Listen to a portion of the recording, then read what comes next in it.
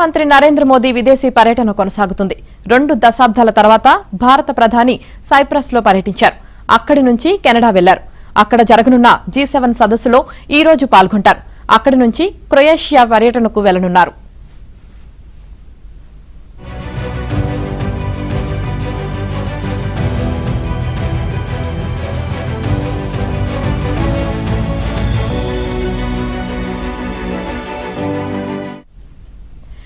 కెనడాలో జరిగే G7 శిఖరాగ్ర సమావేశానికి ప్రధాని హాజరవుతారు.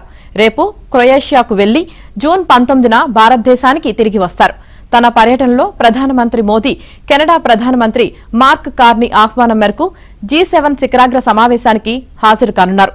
ప్రధానమంత్రి వరుసగా 6వసారి G7 శిఖరాగ్ర సమావేశానికి హాజరవుతున్న భారత ప్రధానిగా నరేంద్ర మోదీ చరిత్ర సృష్టించబోతున్నారు.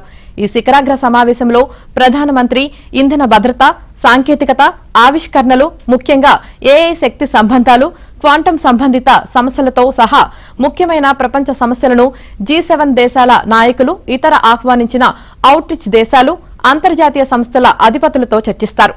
ఈ శిఖరాగ్ర సమావేశంలో ప్రధానమంత్రి అనేక ద్వైపాక్షిక సమావేశాలను కూడా నిర్వహిస్తారు.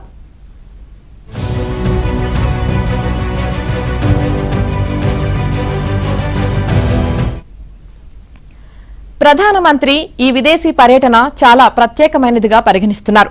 దీనికి కారణం సైప్రస్, క్రొయేషియా పర్యటన. ఎందుకంటే ఇప్పటి వరకు ఏ భారత ప్రధాని క్రొయేషియాను సందర్శించలేదు. ప్రధాని మోదీ తన పర్యటన చివరి దశలో జూన్ 18న క్రొయేషియాకు చేరుకుంటారు. క్రొయేషియాను సందర్శించిన మొదటి ప్రధాని మోదీ అవుతారు. క్రొయేషియా ప్రధాని మోదీ ద్వైపాక్షిక సమావేశం నిర్వహించనున్నారు.